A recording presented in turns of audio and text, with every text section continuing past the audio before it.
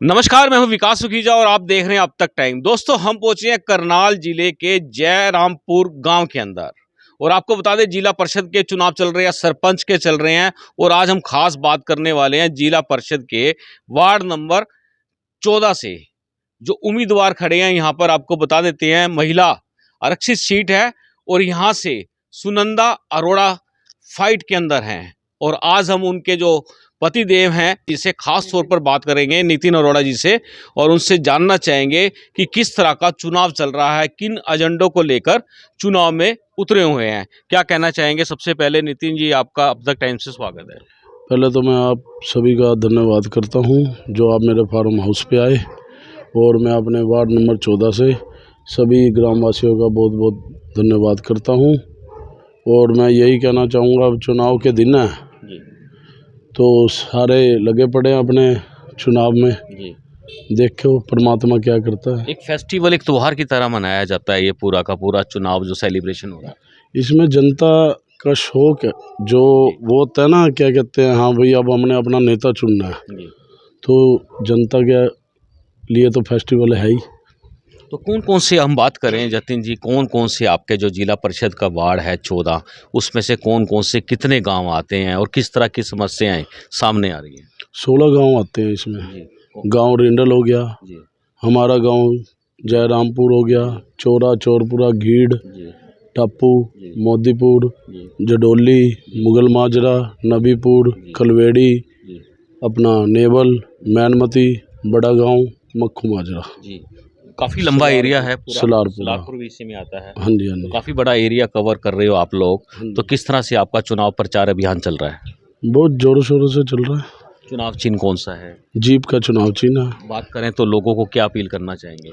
यही अपील करना चाहूँगा, अगर जो आपने अपने गांव का विकास करवाना है, वार्ड नंबर 14 का विकास करवाना है, तो भ्रष्टाचारियों को वोट ना दे करके एक सही जगह वोट डालें। अगर जो आपने आज भी भ्रष्टाचारियों को वोट दी तो अगले 5 साल फिर आप पछताओगे। और यही कहना चाहूँगा मैं, सही वोट आपकी जीप के निशान पर जाएगी। सुनंदा अरोड़ा को बनाओ, एक पढ़ी लिखी और अपना सामाजिक और ईमानदार, सब खूबियाँ उनमें, क्योंकि धर्मपत्नी मेरी है तो मैं ज़्यादा उनकी तारीफ करूं तो अच्छा नहीं लगता। जब वो काम करेंगे तो तभी पता चलेगा। काम बोलता है, क्योंकि ऑलरेडी पहले से ही काफ़ी समाज सेवा में हमने नाम सुना है सुनंदा जी का, महिलाओं के साथ बड़ा तालमेल रहता है। एक्चुअली काम ऐसा है, हमने 57 साल से सरपंची कर रहे हैं इस गांव में। पहले हमारे गांव का नाम लंडोरा था, अब हमारे गांव का नाम जयरामपुर हो गया है। जो हमारे नाना जी जयराम सरपंच, उन्होंने 32 साल लगातार सरपंची करी है और आगे हमारे कुनबे में से ही मामा जी कर रहे हैं। हाँ जी। तो अरोड़ा जी, बात करें जिस तरह से आप अभी अपना चुनाव प्रचार कर रहे हैं पूरा और गांव में जा रहे हैं, लगातार आपका अभियान चल रहा है, तो किस तरह की समस्याएं, अगर बात करें कौन कौन सी समस्याएं सामने आ रही है और उनका निदान कैसे हो पाएगा? एक्चुअली देखो, समस्याएं तो बहुत है। जैसे बड़े गाँव में देख लो, सबसे बड़ी समस्या वहाँ निकासी की, जोड़ की। वहाँ गलियों से पानी, मैंने 6 साल हो गया है गलियों में पानी उतरता हो या नहीं देखा। बढ़ रहा है, कम नहीं हो रहा। एक दिन भी वो गली सूखी हुई नहीं देखी जिनमें पानी है। लगातार कीचड़ से भरी पड़ी है। ऐसे ही मुगल माजरे में है वहाँ भी निकासी की बहुत बड़ी प्रॉब्लम है और सरकार को इस तरफ ध्यान देना चाहिए। अगर जो परमात्मा हमें बनाता है तो हमारी सबसे पहली कोशिश यही रहेगी कि हर गांव से निकासी की प्रॉब्लम को दूर किया जाए। थोड़ा ही बात करें, और भी कई गांव हैं जहां पे सड़कें नहीं हैं और जो मूलभूत सुविधाएं चाहिए उसका भी बड़ा अभाव है। आप गांव मैनमती देख लो, गांव मैनमती से उनका हिस्सा ही है, वहाँ कॉलोनी है मलकाना, डेरा एक मलकाना। आज तक वहाँ रोड नहीं गई। जो पहले तो खुडंजा था, आज भी कुछ हिस्सा ऐसा है जो कच्चा है। अगर जब बारिश आ जाए तो आप वहाँ से बाइक से वहाँ नहीं जा सकते। और अंदर मलकाना के अंदर बिल्कुल ही कच्ची वो है, क्या कहते हैं, मिट्टी की गली है। तो वहाँ बारिश आ जाए तो लोग घरों से निकल भी नहीं सकते। और आप अपना चले जो यहाँ कॉलोनी कलवेड़ी में, जी वहाँ आप जाओगे रात के समय तो आप गली में बिना लाइट जलाए नहीं जा सकते। कोई भी लाइटें नहीं लग रही, चाहे मुगल माजरा हो, जी चाहे कलवेड़ी हो, चाहे अपना आप यही देख लो, टापू की सड़क ही देख लो, हाँ जी बिल्कुल ऐसे हो पड़ी है जैसे हम 1950 में चले गए हों। जी ये हालात हैं टापू की सड़क के। अपना बड़ा गांव से मुगल माजरा रोड देख लो, कुंजपुरा रोड, उसके भी हालात ऐसे हुए पड़े हैं। और अपना आप यहाँ गीड़ में देखो, गीड़ की बैक साइड में जो सरकारी स्कूल वाली रोड है, वहाँ पर एक जोड़ है, वहाँ कूड़ा करकट के ढेर लगे पड़े हैं। और जो अपना हमारे ये जितने भी गांवों के स्कूल हैं, कोई 8वीं तक है, कोई 5वीं तक है, मुझे ये नहीं समझ आती, अगर जो गांवों में स्कूल 5वीं और 8वीं तक होंगे, जो मजदूरी करते हैं 400-500 वाली, उनके 2 भी बच्चे हों तो वो अपने बच्चों को कैसे पढ़ा लेंगे? सरकार को इस तरफ ध्यान देना चाहिए। अगर जो हमें ये पावर मिली तो हम सरकार पे ये आवाज़ जाके रखेंगे कि हर स्कूल को कम से कम 10वीं से लेके 12वीं तक करें। क्योंकि अगर जो सरकार ने एक रूल बना दिया कि सरपंच पद के लिए, जिला परिषद के लिए, कि 10वीं जेंट्स के लिए और लेडीज़ के लिए 8वीं होनी चाहिए, जब हमारे स्कूल ही 5वीं तक हैं तो ये रूल कहाँ तक वैलिड होते हैं? आप ये देखो कि 5वीं तक स्कूल है, 8वीं तक सरपंची का रख दिया, तो या तो उनको 8वीं तक तो करो। जब अपग्रेड होने चाहिए स्कूल सारे। हाँ, अपग्रेड होने चाहिए, कम से कम 12वीं तक होने चाहिए। और हर 40 गांवों में एक कॉलेज होना चाहिए। कॉलेज देख लो आप, दूर दूर हैं, यहाँ के बच्चे करनाल जाते हैं। गांव के लोग अपने बच्चों की पढ़ाई के लिए ना गांवों को छोड़ के शहर की तरफ जा रहे हैं, अपनी ज़मीनें बेच के वहाँ मकान ले रहे हैं बच्चों की पढ़ाई के लिए, भविष्य के लिए। तो मैं तो यही अपील करूँगा सरकार से कि इसकी तरफ ध्यान दिया जाए। अगर जो हम पावर में आए तो ये मुद्दा मेरा पहला रहेगा कि स्कूलों को अपग्रेड किया जाए। मैंने स्कूलों में जाके देखा है, बच्चों के लिए दरियाँ पड़ी हैं, बेंचों का कोई वो नहीं है, इंतजाम नहीं है। तो जब डेस्क नहीं होंगे, बच्चे आज भी वही सन 80 वाले या 70 वाले स्कूलों में पढ़ेंगे तो बच्चे कहाँ से काबिल होंगे? तो मेरी तो यही सरकार से अपील है, और मैं बनने के बाद सरकार से ये अपील करूँगा कि इन स्कूलों का अपग्रेड किया जाए और सुविधा दी जाए, साफ़ सफाई की भी, बाथरूम की भी, सफाई कर्मचारी की भी, डेस्क की भी, बढ़िया टीचर होने चाहिए। जैसे प्राइवेट स्कूल हैं, प्राइवेट स्कूल में जो बच्चे पढ़ते हैं उसी तरीके से यहाँ हमारे गांवों में हो जाए तो हमारे गांव के बच्चों को करनाल या शहर में किसी भी जाने की ज़रूरत नहीं पड़ेगी। बिल्कुल दोस्तों, आपको बता दें जिस तरह की बातचीत चल रही है और जो मूलभूत सुविधाएं हैं और ख़ास तौर पर शिक्षा को लेकर बड़ा अच्छा स्टेप उठाया जा रहा है नितिन अरोड़ा जी द्वारा, और जो उनकी धर्मपत्नी चुनाव लड़ रही हैं सुनंदा जी। और ख़ास तौर पर बात करें तो अपील क्या करना चाहेंगे जो आपके मतदाता हैं? मैं तो अपने मतदाताओं से यही अपील करूँगा, आप जितने भी कैंडिडेट खड़े हैं उनका चरित्र देखें, उनका बैकग्राउंड देखें। अगर जो कोई कैंडिडेट ईमानदार है, जो उनकी फैमिली एजुकेटेड है और उन पे कोई आज तक दाग नहीं है, तो उन्हें वोट दें, अगर जो आपने अपने वार्ड का विकास करवाना है। बिल्कुल दोस्तों, आपको बता दें जिला परिषद के वार्ड नंबर 14 में पहुंचे हैं ख़ास तौर पर, और जाते जाते अरोड़ा जी से एक बात और करना चाहेंगे। अरोड़ा जी, कुछ कहना चाहते हैं आप?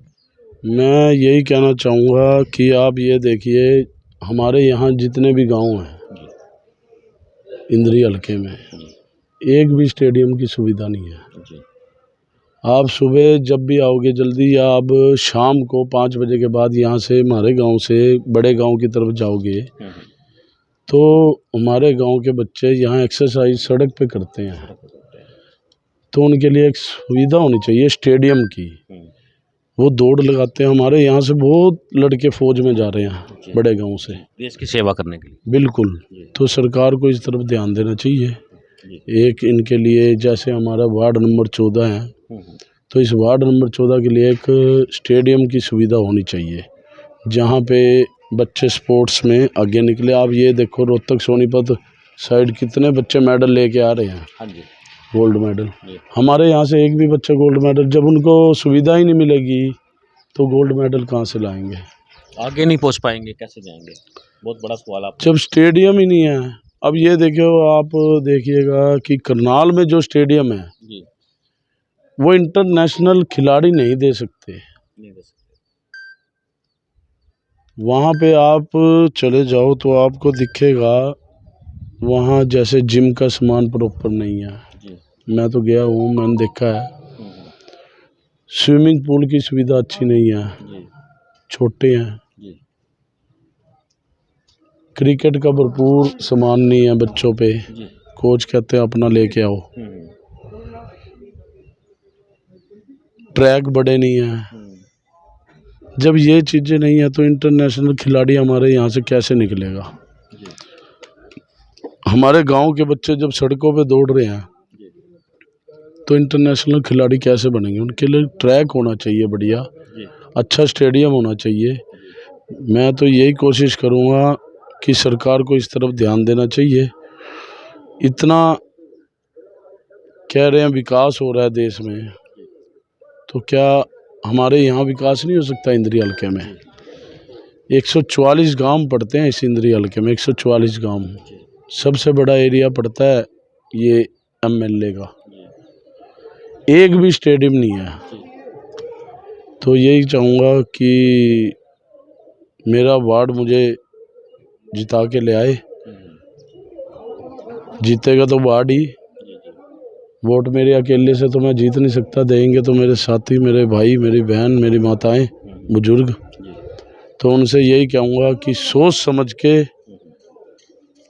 वोट डालें, किसी की बातों में ना आए, लालच में ना आए, अपने मत का सही इस्तेमाल करें, जात पात से ऊपर उठ के करें, भाईचारे को देखें, अपनापन देखें, धोखेबाजों से बच के रहें।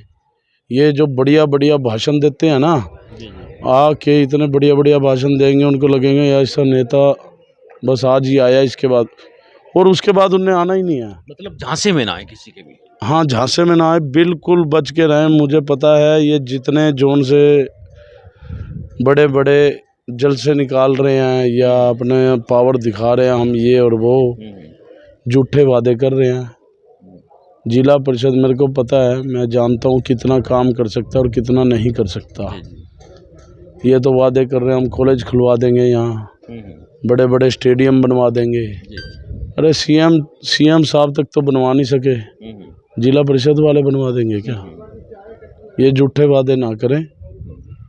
जो हमारे पे पावर आएगी, अगर जो हमारे पे इतनी पावर आ गई कि हम स्टेडियम बनाने योग्य हैं, तो हम वो स्टेडियम भी बना के दिखाएंगे। बिल्कुल दोस्तों, आपको बता दें, बिल्कुल खुली चुनौती और पुगला साथ देने की जो बात की जा रही है, ये बात दोस्तों ध्यान से और ज़्यादा से ज़्यादा शेयर और कमेंट्स करना। अरोड़ा जी, आपने हमसे बात की है, बहुत धन्यवाद आपका। बहुत बहुत धन्यवाद आपका। और मैं अपने वार्ड नंबर 14 से सभी ग्रामवासियों से अपील करना चाहूँगा कि आने वाली 9 तारीख को जीप के सामने वाला बटन दबाकर श्रीमती सुनंदा अरोड़ा को विजयी बनाएं और अपने वार्ड का विकास करवाएं। धन्यवाद। बिल्कुल दोस्तों, हम चाहेंगे इस खबर को ज़्यादा से ज़्यादा शेयर कर देना। आप देख रहे हैं अब तक टाइम्स, मैं हूं विकास सुखीजा अपने साथी राकेश निषाद के साथ। नमस्कार, जय हिंद, जय भारत।